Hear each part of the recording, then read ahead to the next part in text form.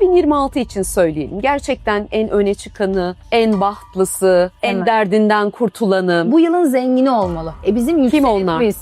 Dış politikada herkesle bizim kapımızı çalacaksa Yengeç. İkizler Burcu'nu cesur yaptık. Geçen yıl ikizler çok konuşuldu. Şimdi 2026'ın Haziran'ına kadar da konuşulmaya devam edecek. 14 Şubat itibariyle Başaklar özgür. Olan olsun, olmayan olmasın diyecek. Oğlak burçları para kazanacak. Ya bu yıl zaten paraya akıyor. Biraz aşktan, ilişkiden ziyade. En intikamcı burç hangisi? Ay burcu Kovaysa. Hele de 1991-92 Satürn'ü Kovaysa. Haritasında Kova olan, gezegenleri olanlar varsa burcu dışında özellikle hikayede oyun kurucusunuz. Sadece tek bir şey olabilir. Biraz daha sakin yaşayabiliriz. Her şeyi ortaya dökmeyebiliriz. 2026'ın kullanma kılavuzu bu. 21 Mart, 22 Nisan tarihleri arasında sevgili teraziler biraz yorulabilirsiniz. Kendi işinizi yapıyorsanız ve ortağınız varsa kovalar bence benim astroloji anlayışıma göre siz daha şanslısınız demek istiyorum.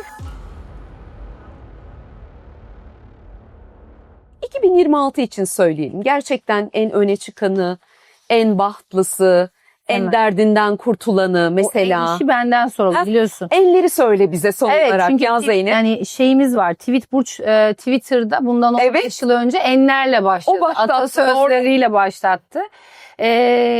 Koç en duygusalı.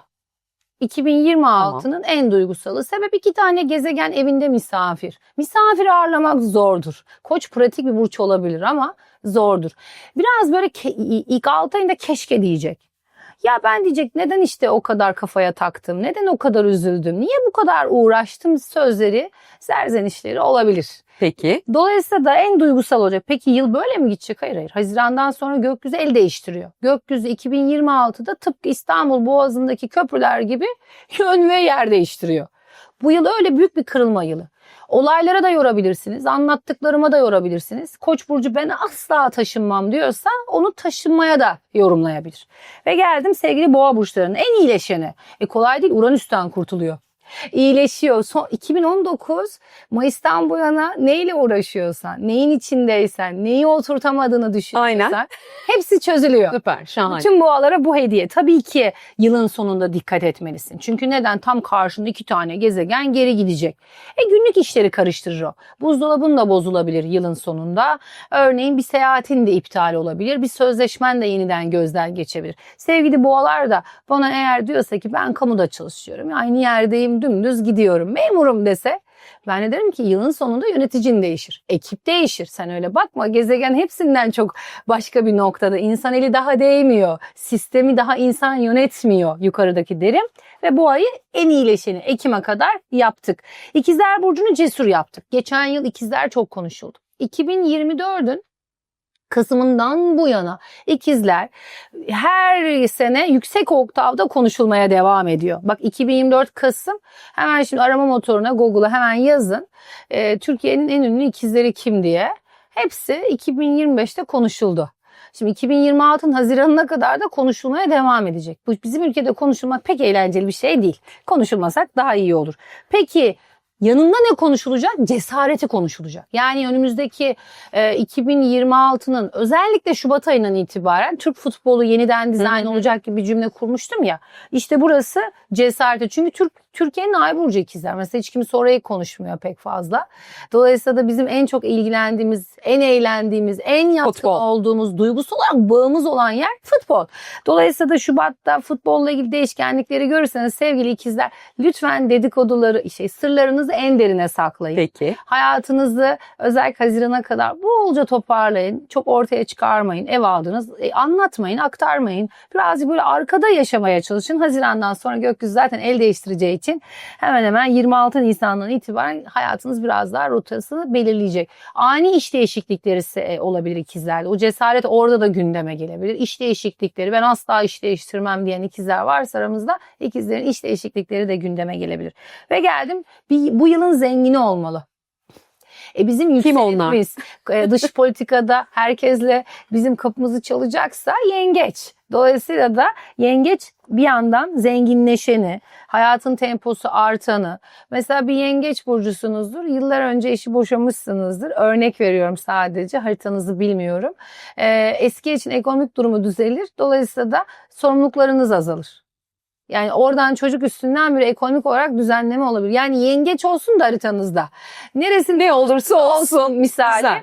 Dolayısıyla yengeç 2026'nın bir yerde nefes alanı, zenginleşeni, maddi olarak rahatlayanı, üstündeki maddi sorumluluklar azalanı, uzun yıllardır çözülmeyen sorunları varsa bunlar da çözüleni. Ama 2026'nın Nisan ayına kadar gezegenler böyle pıtır pıtır karşı tarafa geçiyor ya, orada biraz üst solunuma, sağlığa, kilo almaya, özellikle bedensel sağlığa çok dikkat etmelerinden nacizane küçük bir tavsiye olarak bırakıyorum. Ve geldim 2026'nın hani dünya nasıl dönerse dönsün, altın nereye giderse gitsin, ben seveceğim, ben seveceğim, benim sevdiğim ne olacak, sevgim ne olacak diyen bir burç olmalı. Bu da Aslan. 2026'nın sevdalısı diyelim, aşık olanı diyelim, eşle uğraşanı mı, evliliğiyle uğraşanı mı, sevdiğiyle uğraşanı mı, aslında bir yerde gönül işleriyle uğraşıyor. Ta ki Ağustos'a kadar da böyle gidecek gibi duruyor bugünden.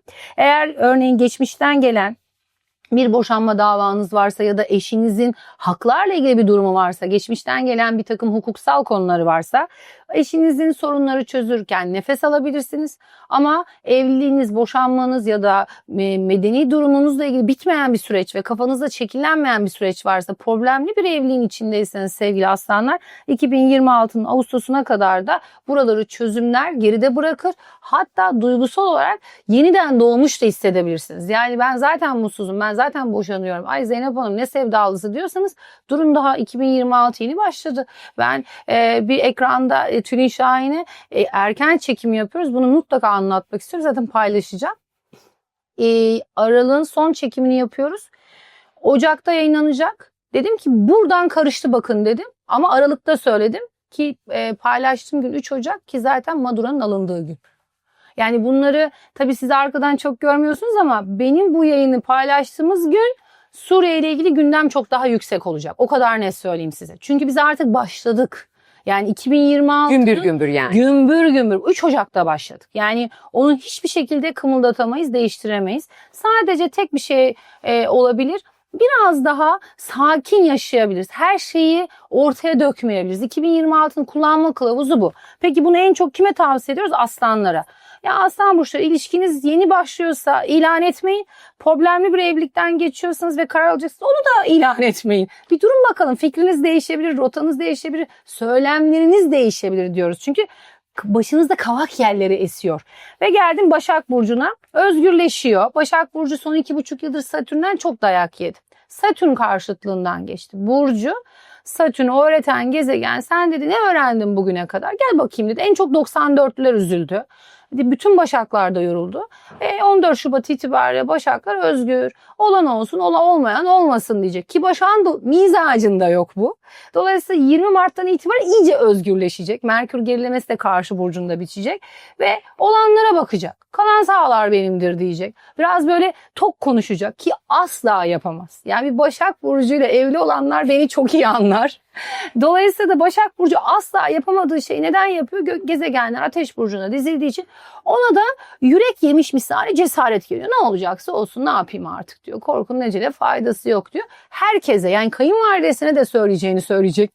Dolayısıyla en yakın arkadaşına sen o gün beni doğum gününe çağırmadın diyecek. Böyle pataküte konuşmaya başlayacak sevgili Başaklar ve yürekleri hafifleyecek. Bir Başak yüreği hafiflerse hikayesi zaten ilerler. Çünkü onun çorbasını o kaynatıyor zaten. Bir Başak Burcu çok nadirdir tembel olması için. O küçük bilgiyi de vereyim.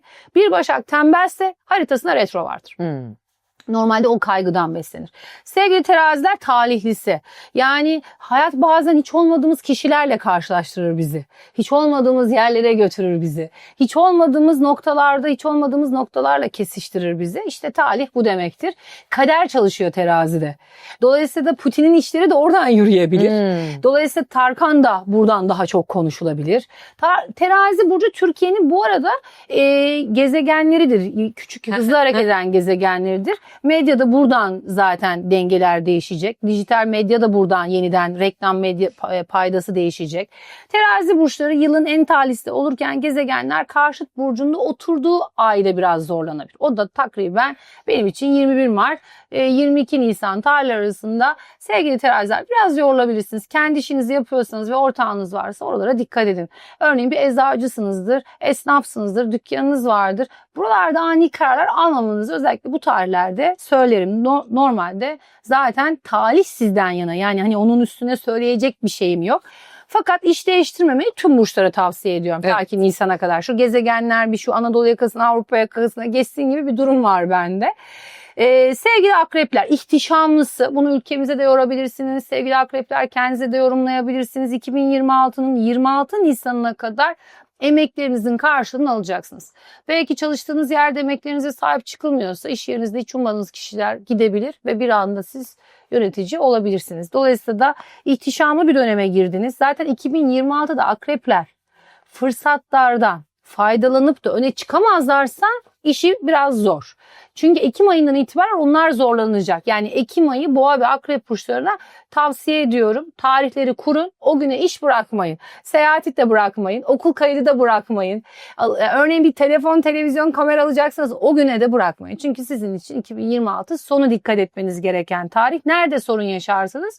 Haritanızı bilmiyorum. Örneğin 1983'te doğduysanız ailenizle yaşarsınız. 98'de doğduysanız sevdiceğinizle yaşayabilirsiniz diye de herkesin yılına göre yorum farklı çıkabilir diyorum.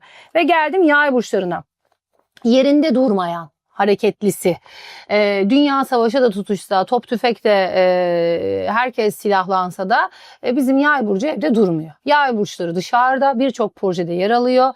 Ülkemizin yay burcu ünlüleri de çok konuşulur. Yay burçların aldıkları da konuşulur, küstükleri de konuşulur. Tıpkı ikizler gibi gündeme gelecek. Ama yay burçlarının özellikle Haziran ayında Mars-Uranüs kavuşumu, Mayıs-Haziran aylarında burada birazcık karşıt burçlarındaki bu gökyüzü olayları bir takım hak arayışına gidebilir. Buralarda ya iş yerini ya komşusunu ya da bir ufacık tefecik bir şeyle yüzünden bir anda hukuksal bir sürece girmek zorunda kalabilir. Buralara dikkat etmesini ayrıca tavsiye ederim. Ve Oğlak burçları. Oğlak burçları para kazanacak. Ya bu yıl zaten paraya akıyor, biraz aşktan, ilişkiden ziyade. Sevgili Oğlak burçları da para kazanacak. Eğer kendi işini kurmayı düşünen Oğlak burçları varsa aramızda, özellikle 29 Haziran'dan sonra gökyüzü sizi destekliyor derim. Eğer ondan önce iş kurduysanız iş yerinizi taşımak, içindeki ürününüzü değiştirmek, rotanızı güncellemek zorunda kalabilirsiniz. Eğer son 2,5 yıldır özel hayatınızda bir takım kararları alamamış bir Oğlak burcuysanız artık evlilik kararına doğru yürüyor. En çok evlenen de bu arada Oğlak burçları da çıkabilir. Çünkü onlar geçmişteki ilişkilerini, özellikle Oğlak burcu olup 24'ten bu yana ilişkisi olanlar 26'da evlilik kararlarıyla ilişkilerini geleceğe taşıyorlar. O da bir yerde aslında kazanmadır. Yani evliliğini kuruyor, yuvasını kuruyor, borçlanıyor, altınlarını topluyor. Bir şekilde bir yerde aslında şekillendiriyor hayatını. Kova burcuysa oyun kuruyor. Evet, çünkü dijital dünyanın burcudur aslında Kova. Plüton Kova'da. Bunu en iyi sen biliyorsun. Zaten astroloji dinleye dinleye bence sen hep bu yüzden daha çok astrolog oldun. Bunu kesin karar getiriyorum. %100. Kesin yani. Dolayısıyla Kova 24 Kasım'dan bu yana Plüton'a ev sahipliği yapıyor. Ta ki 2036-37'ye kadar da yapacak. Şimdi Mars Kova'ya geçiyor. Plüton Kova burcunda hareket edecek. Dolayısıyla yılın başına itibaren Kovalar oyun kuruyor. Bu yeni bir parti kuruyor da olabilir, yeni bir iş kuruyor da olabilir, yeni bir sistem kuruyor olabilir. Haritasında Ay burcu Kova ise yükseleni kilo görüntü değişikliği olur. Orada belki bir takım estetikler planlayabilir yükseleni Kova olanlar, ama Ay burcu Kova ise, hele de 1991-92 Satürn'ü Kova ise, haritasında Kova olan, gezegenleri olanlar varsa burcu dışında özellikle hikayede oyun kurucusunuz ve 2026'nın Mart'ına kadar herkes size çok şaşıracak.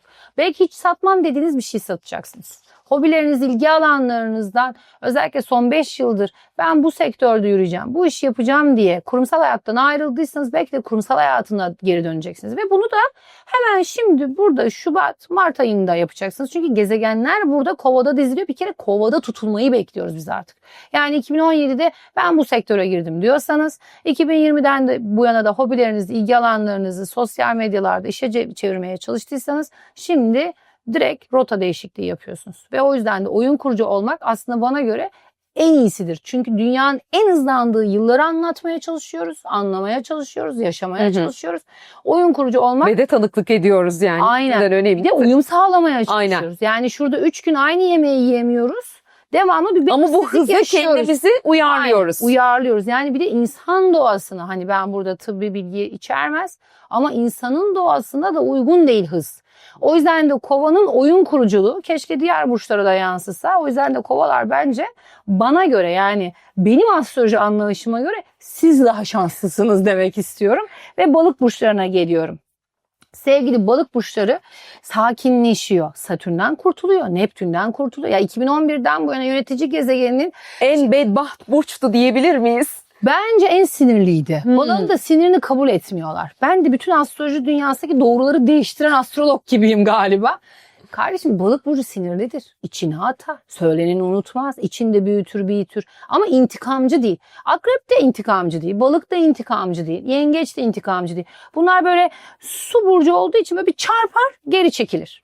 Balık burçlarının son 2,5 yıldır Satürn-Neptün kavuşumu zaten Book'un Akdeniz'deki ilhakları başlattı. Yani dünyaya baktığınızda Satürn-Neptün tarihte kavuştuğunda denizlerde savaşlar olmuş. Hadi gel buradan şimdi. Yüzyıllar sonra tekrar aynı yerde bunlar aynı burçta buluşuyor.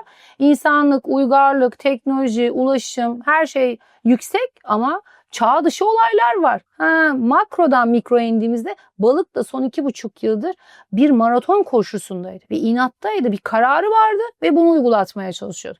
O yüzden de balık burçları bence biraz sakinleşiyor, o yumuşuyor. Bir Satürn'den kurtuluyorlar. Neptün'den, yönetici gezegenlerinden kurtuluyorlar. Bence Neptün balıkta daha çok yıktı ortalığı. Ya zaten bu kitapta astroloji öğretenlere biraz böyle şey gibi çıkıyor.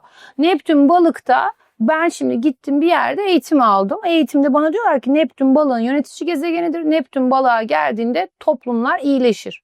Buyurun. Neptün Koç'ta da toplumlar kötüleşir. Yok işte tam tersi, deneyeceğiz 2039'a kadar. Toplumlar her şeyin bilinmesi, her şeyin açıkta yaşanması doğru mu? Hayır değil. Balık burçları da neyi varsa ortaya koyacaklar ve dünyada Neptün Koç'tayken balık burçlarını sadece rahat ettirmeyecek. Böyle arkalarda dönen her şeyin ortaya dökülmesini, yüzleşmemizi, o dezenformasyonun, bilgi kirliliğinin bitmesini ve bize çekidüzen verecek. Bizi çünkü dağıtan bir 14 yılı geride bırakıyoruz. Özellikle biz ülkece çok şey yaşadık.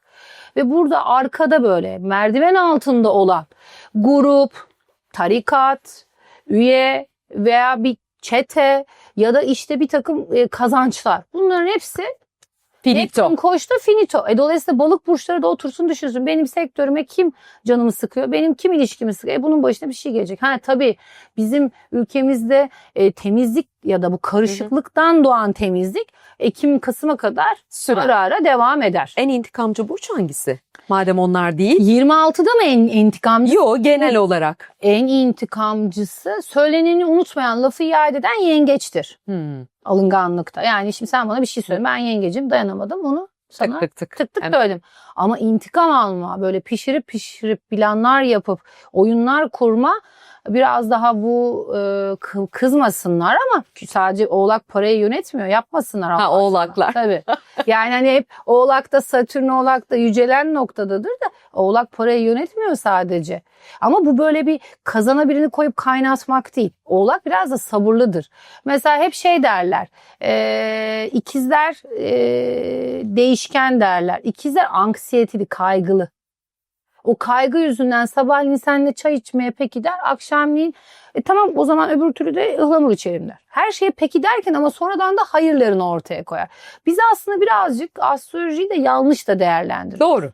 Yani orada bir hata var. Onu da artık benim YouTube hesabımda sabit içeriklerimden bulabilirsiniz ama kitap okuyun, kitap alın. Bir kere daha son olarak gösteriyorum size. Lütfen edinin, gerçekten arşivlik kitaplardan öyle bir okuyayım geçeyim kitabı değil bu. Zeynep Turan, çok teşekkür ediyoruz. Bizi kendi mekanda ağırladın. İyi ki geldin. Yeniden görüşürüz. Ayakların uğurlu gelmiştir inşallah. İnşallah. Ofisime misafir olup izleyenlere de çok teşekkür ederim. Biz teşekkür ediyoruz. Hep olduğu gibi de sizlere teşekkür ediyoruz. Yayına gösterdiğiniz ilgiden ötürü. Hoşça kalın.